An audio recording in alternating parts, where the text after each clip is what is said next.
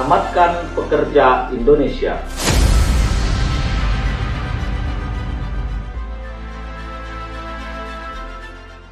Assalamualaikum warahmatullahi wabarakatuh. Selamat siang kepada kita semua, terkhusus kepada mahasiswa, para pekerja, para kawan-kawan serikat pekerja.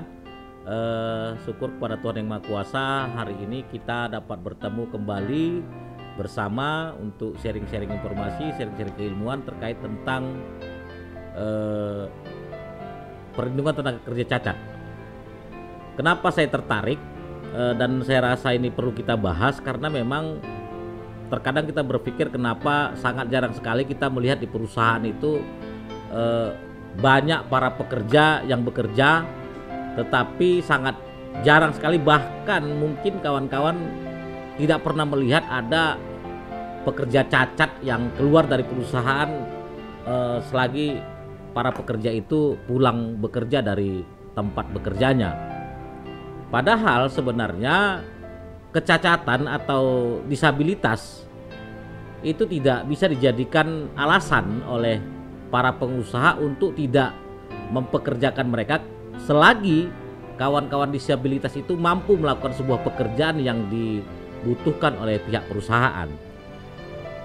Oleh karena itu saya ingin membuka aturan hukum mulai dari dasar sampai nanti kita kaji di dalam Undang-Undang Nomor 13 Tahun 2003 di pasal 67 misalnya. Oke, sebelum kita masuk ke dalam Undang-Undang Nomor 13 Tahun 2003 pasal 67 tentang perlindungan tenaga kerja cacat, yang merupakan sebagai bukti bahwa pemerintah juga sebenarnya melindungi tenaga kerja cacat, dan secara otomatis bisa kita pastikan bahwa pemerintah sebenarnya sepakat dan sangat menyarankan bahwa kawan-kawan disabilitas itu harus diberikan pekerjaan atau harus bekerja sesuai dengan kemampuannya. Ada sesuatu yang ingin saya ungkapkan kepada kita semua. Saya berharap Saya berharap bahwa bagaimana caranya kawan-kawan disabilitas ini bisa bekerja. Entah kenapa saya berpikir begitu, karena saya juga punya beberapa orang kawan-kawan yang disabilitas. Kayaknya mereka tidak punya semangat hidup gitu. Jadi nanti sebelum kita mulai pasal per pasal, nanti akan kita mulai dari Undang-Undang Dasar 1945 sampai ke pasal 67.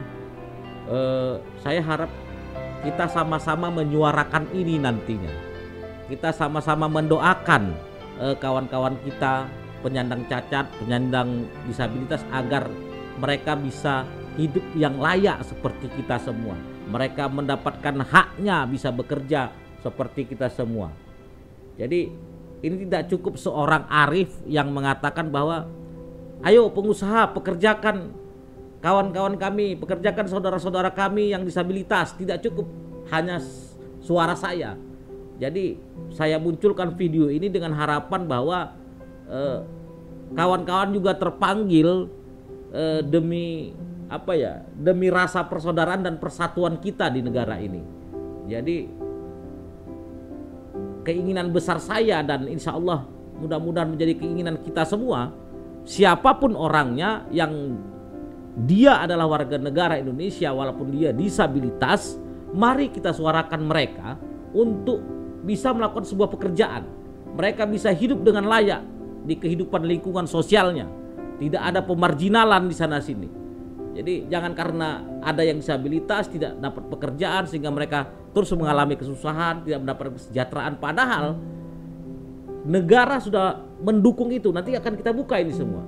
Dan ini menjadi beban moral bagi kita sebagai warga negara. Sesama warga negara punya beban untuk memperjuangkan dan menyuarakan ini semua. Khusus kepada kawan-kawan serikat pekerja, tolonglah ya, suarakan ini. Saya bermohonlah agar mereka kawan-kawan disabilitas itu dapat hidup normal di dalam kehidupan sosialnya. Kemudian adik-adik mahasiswa, saya juga bermohon cobalah cari peluang ketika misalnya bertemu dengan siapa, misalnya pejabat atau pengusaha, suarakan kepada kawan-kawan kita itu agar mereka mau menggunakan tenaga kerja atau pekerja yang walaupun disabilitas, ya dipekerjakan saja sesuai dengan kemampuan yang mereka miliki. Oke, kita kaji dulu di awal terkait Undang-Undang Dasar 1945 pasal 27 ayat 2 yang mengatakan bahwa tiap-tiap warga negara berhak atas pekerjaan dan penghidupan yang layak bagi kemanusiaan. Artinya apa? Artinya ketika Undang-Undang Dasar 1945 yang merupakan undang-undang dasar di negara ini mengatakan bahwa tiap-tiap warga negara berhak atas pekerjaan, berarti tidak ada batasan bahwa orang-orang atau kawan-kawan yang disabilitas ataupun cacat itu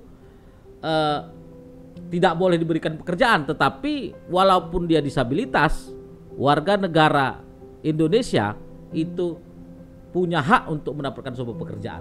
Itu yang pertama. Yang kedua, saya akan membuka Undang-Undang Nomor 13 Tahun 2003 tentang Ketenagakerjaan di pasal 2 yang berbicara tentang landasan Undang-Undang Ketenagakerjaan. Apa katanya di dalam pasal 2 Undang-Undang Nomor 13 Tahun 2003? Dikatakan bahwa pembangunan ketenagakerjaan berdasarkan Pancasila dan Undang-Undang Dasar 1945. Artinya pembangunan ketenagakerjaan itu berdasarkan Pancasila, misalnya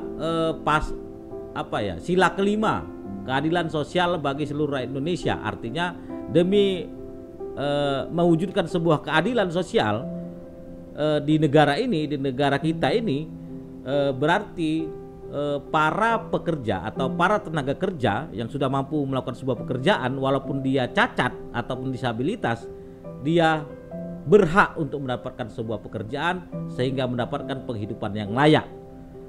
Selanjutnya juga saya akan kita buka bersama pasal 4 Undang-Undang Nomor 13 Tahun 2003 tentang Ketenagakerjaan.